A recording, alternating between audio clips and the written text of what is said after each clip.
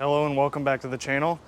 Today I'm going to be getting back working on the Imperial, truly getting started on working on it, of getting it rolling and stopping and all that kind of good stuff. But today I'm going to be taking the wheels and the drums off, disassembling the brakes, getting all that taken apart so that I can start cleaning everything and painting everything back the way it should be.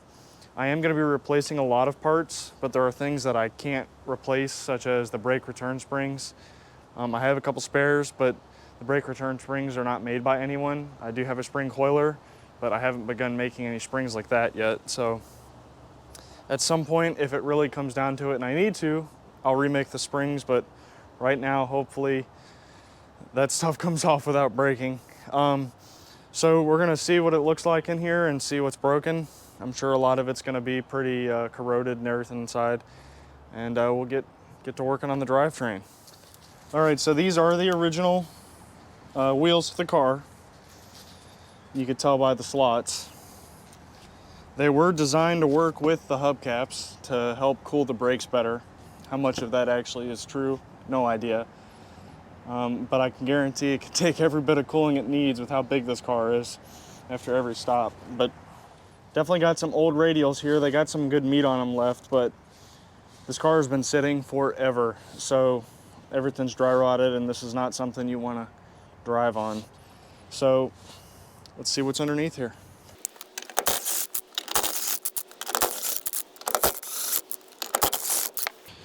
Now these are 15-inch wheels. They still look in good shape.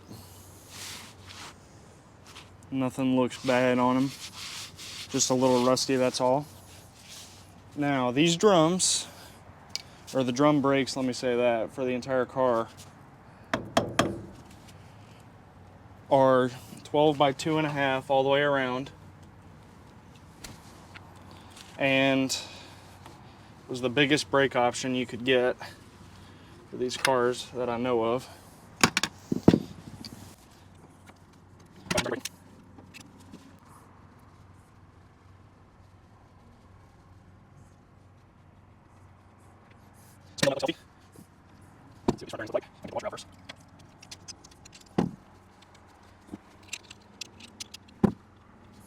So surprisingly, the grease is still intact in many spots. So front bearings look good. Let's see what these old girls look like. First of all, we're spinning good, so that means the pads aren't locked up. See how she gets farther we get off. There we go. All right.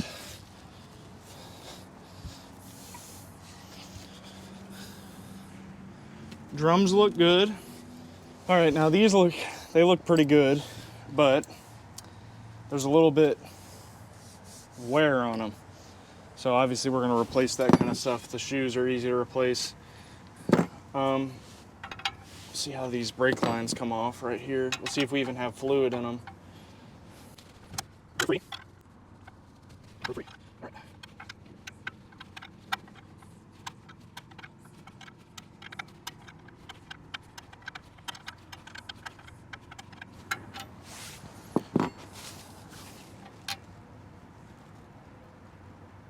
All right, I feel like I'm being pranked right now. Look at this brake fluid. What is going on? Why is it so fresh? I'm thoroughly confused. All right. I'm gonna have to cut this brake line because I can't get it off. So, cut right through it. Appears to be a little bit wet. Nothing crazy. Then we got to get our cotter pins off the back.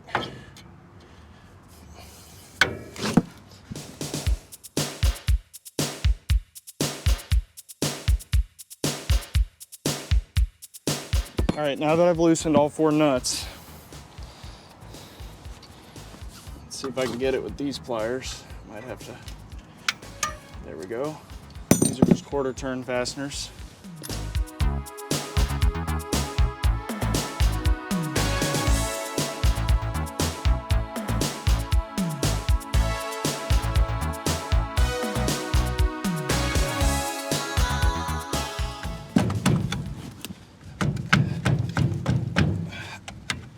Come on, there we go. All right, so now that I got this whole thing going on, I pulled out the 4 main mounting bolts. The reason 2 of them had cotter pins was because of this guy, which is your tie rod end. So this mounts to your center link, all right? And I'm gonna be removing the center link because I'm going to be dropping the oil pan. The center link's just gonna be in the way. So now I have complete access from all sides to sit here, and I can wire brush this, get in here with a pressure washer. I can truly clean this and get it nice and good looking. I have access to my shock back here, my front shock, and then all my bushings, which appear to be pretty dry rotted, I have access to now. So everything's nice and caked up in grease, which is good because first of all, that means it was maintained. And then second of all, there's not gonna really be any crazy rust on it. As you can see up here, that's probably what it's gonna look like underneath. So, I don't know what that guy is. That's like a mud dauber or something. So, plenty of stuff like that to scrape off. The inner fenders look pretty good, but this is as far as I'm going on this guy. Now we're gonna hop over to the other side and run through that one real quick.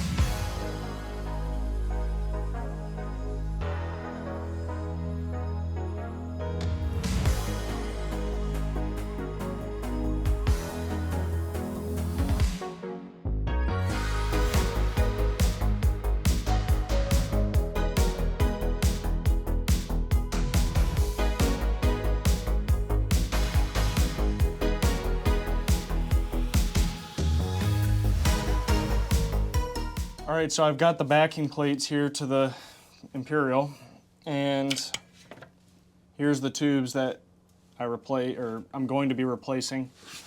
I already made one, it's for the other side, but you can kind of get the idea here of that it's going to be stainless, so it'll look a lot nicer. Once these are removed, you're pretty much ready to start working on disassembling the backing plates. Now you can do this on the vehicle, you don't have to remove the backing plate, it's just easier on this brake style. And then not to mention that, you know, this needs to be cleaned up a lot. So that's one thing that's got to be gotten into, and you can see it's already leaving crap everywhere. So I'm not gonna be reusing these wheel cylinders. It's, I could reuse them. They're definitely clean enough, and I'll get into that in a second. But I'm gonna be just putting new pieces in, and I'm gonna keep the old ones as spares, so I have some on hand. If I need to, I can just rebuild them and then reuse them. But I'm just gonna put new ones in. So the first thing that really should be done, or really there's a couple ways to go about this. So you can remove the wheel cylinders. There's 2 bolts. You remove those, and then this center bracket falls out or comes out, and you can take the wheel cylinders out, remove them from the rods, and basically finagle the pads off and not have to pry the springs off. That's what I'm going to be doing because I have the entire system apart.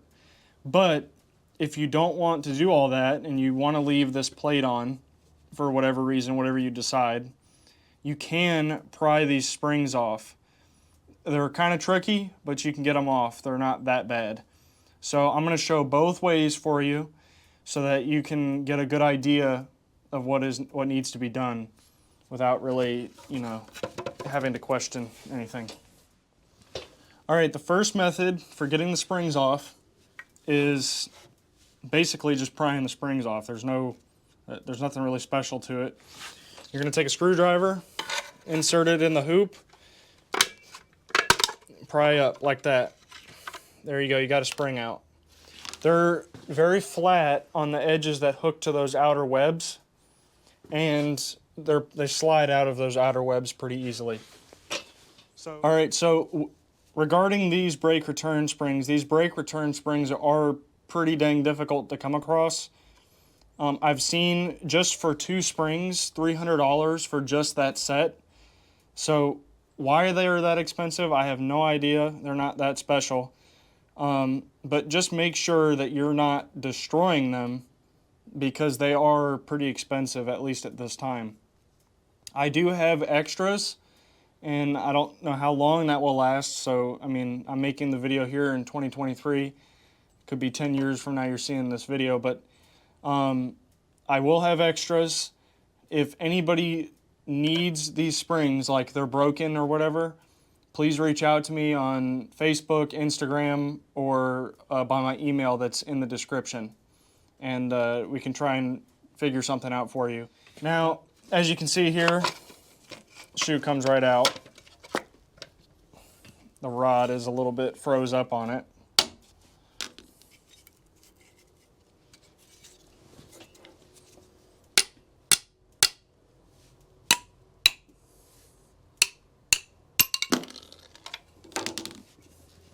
So the shoes are worn. There's no doubt about that. But that's the first method of getting the springs off. All right, for the next method, we're going to start with removing the bleeder screws. Make sure you save these.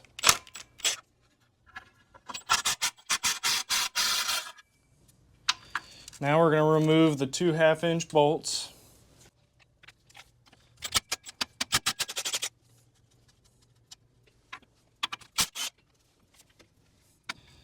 And we should have a good separation from the backing plate.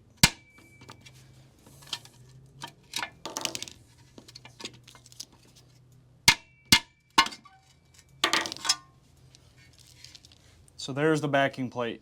Now, before I go any further, I would like to say that there are rubber washers on these adjustment knobs or these adjustment bolts that go to the cams, and you need to replace those because you don't want water getting down inside there and corroding these. We'll get to that in a second. So we're going to flip this guy over. All right, so now we have this other method that I was talking about. Now, the other method entails removing the wheel cylinders separate from the pads. So this one obviously is going to be easier because there's no pad there. So you can remove the wheel cylinder. And this guy's got some Chinesium pistons in there, which means it's probably been rebuilt before. Don't know if I'll be able to use this one because it's so rusty. But, like on this side, we're gonna take a screwdriver, we're gonna hit the rod just gently, because we wanna get it moving. And then you're gonna take your hand and you're gonna try and pry the wheel cylinder out like that, separate from the rod. Yeah, these are filled with rust.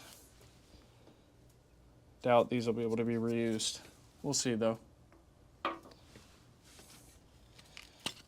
Pull your seal off.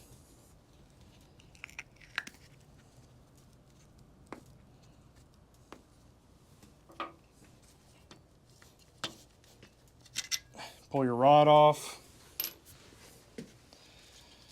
All right, and then you're gonna take the intermediate plate and you're gonna stretch this guy out so the pad is completely loose. Okay, and then you're gonna do the same like that. Try not to do it as sloppy as I did, but that works. Get it out nice and easy. And you're not overstretching anything. That's well within the realm of taking it apart. Now, obviously the screwdriver's pretty easy to get it apart because you can just pry it off. But getting back on is a different story, and we'll get to that. All right, we're back here on the rear of the car. We're gonna take the rear hubs apart. And as you can see, the wheel is very presentable right now, as in, like, you can see the entire thing, and that's not really normal on these because the wheel is usually sucked up underneath. I do have the car jacked up by the frame and not by the axle, just so that I can have more space to do stuff in the back. So that's why the car seems like higher.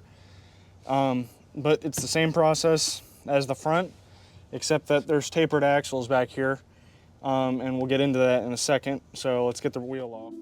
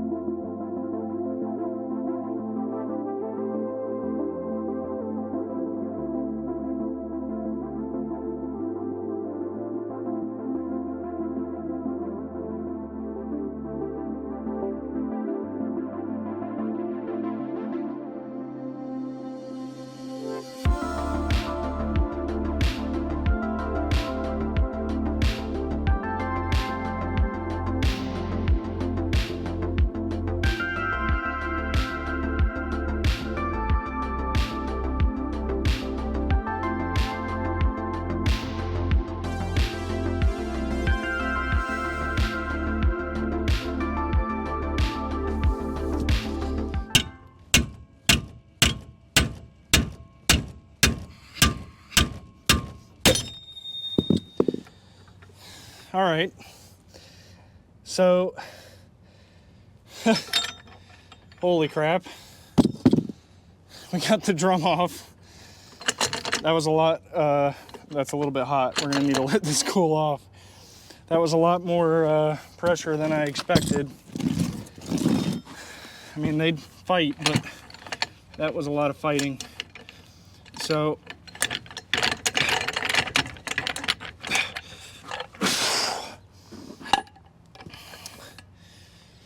gonna let this girl cool off, and now we have access to the brakes. So then we can move on to the next side and enjoy the same process again. Immediately up front, I'm seeing some interesting stuff going on.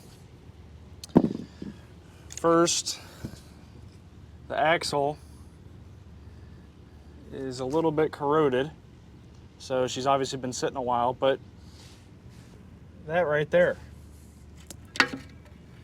Okay. That's not supposed to do that. And if you look at the thickness of the brake pads, I'm gonna take a wild gander that this back shoe was not touching or something, and things weren't working out well back here. Almost wonder if I could pry this other one off. Yikes. So it looks like a composite material, but it's been a while since it's been touched back here. So in the front, I pulled out the center support plate, and that's just the way that I did it up front. But to show you for the sake of teaching, if you want to call it that, I'll take off the brake return springs back here like you would do on the vehicle without pulling any of these plates. So if you want to do it without pulling the plates, you know how to do it. All right, so we are going to take our alignment pins off. They're not rusty, but they're definitely corroded. This guy's a little wonky for some reason.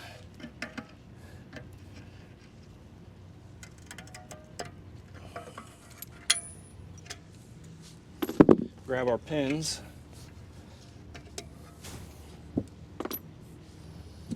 Now you can use a hammer for this. I just have the air hammer here.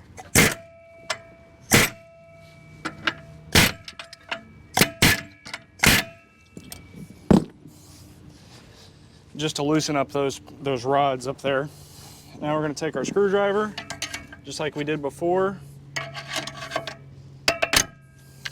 like that, like that. Take our springs out.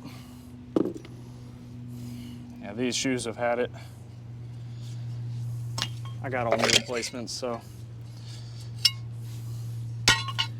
Put our rod back in there so we don't lose it, although it feels like the dust cover's kind of, yeah, it's kind of rotted. We're gonna pull those out and put them in a container. All right, now I'm gonna take a pin, anything like that. I'm gonna try with a screwdriver because I got it on hand right now. I'm just gonna gently tap that, and it is moving a little bit. Seeing if that key is just going to move on its own.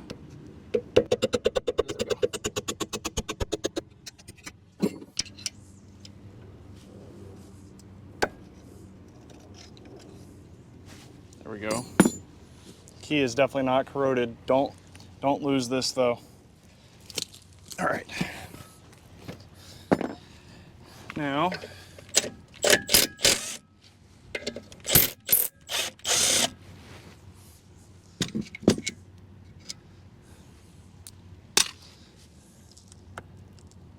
pull the joker out, if it'll come out. Interesting. Okay, so I stand corrected with removing the wheel cylinder. Backing plate's gonna have to come off.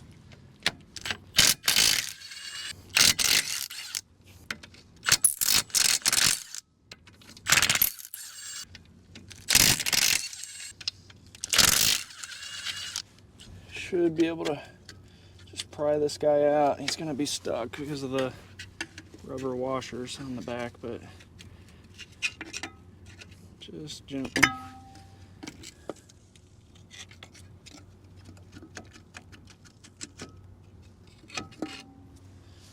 All right, there's the wheel cylinder. Did have some fluid in it.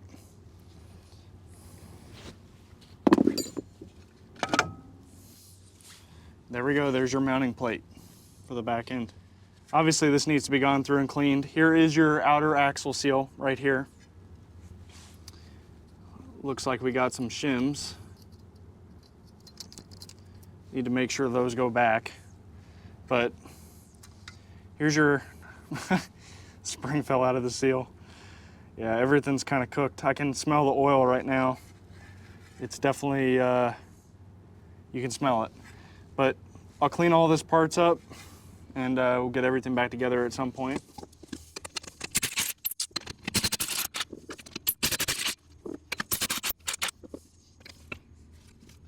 So I just realized, I don't think the spare was original to the vehicle because the hub is not fitting, or I'm sorry, the wheel is not fitting around the hub. So I thought this was the spare, but it clearly is not. So good thing there was no driving on it.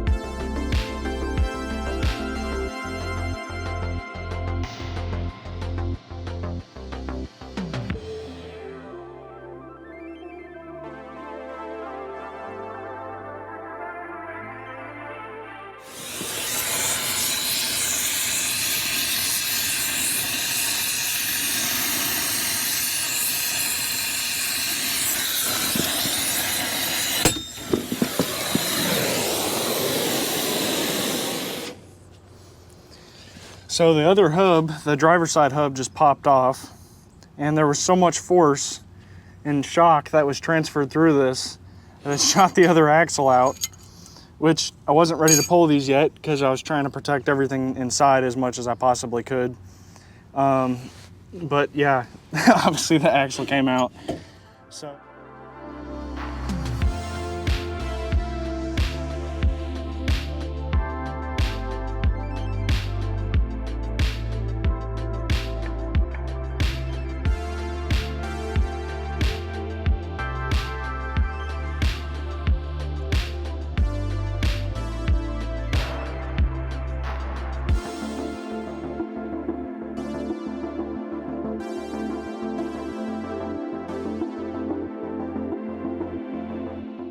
All right, so one more thing to add before I finish the video off here.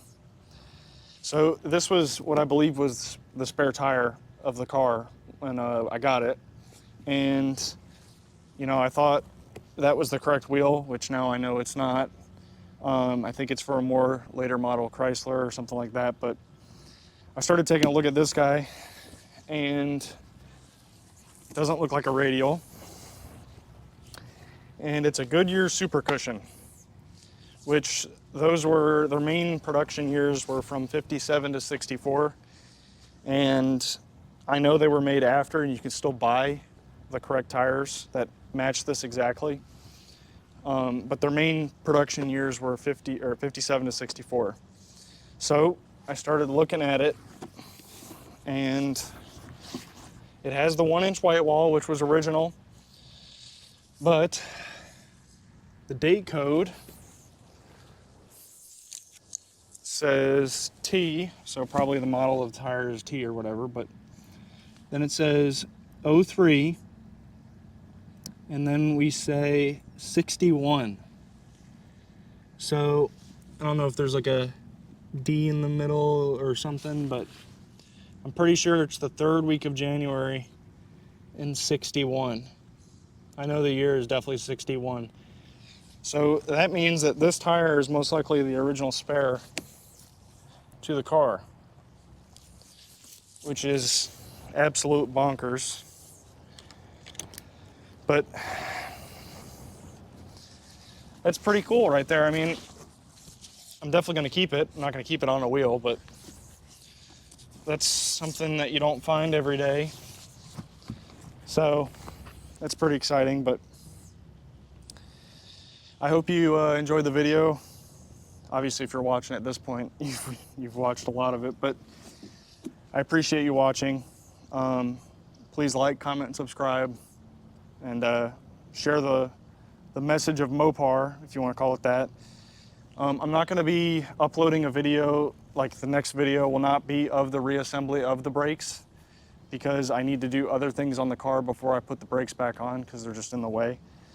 So I'm going to get those things done, do a couple videos on that, getting all the major components worked out and replacing seals here and there, doing all that kind of cool stuff, getting things working again.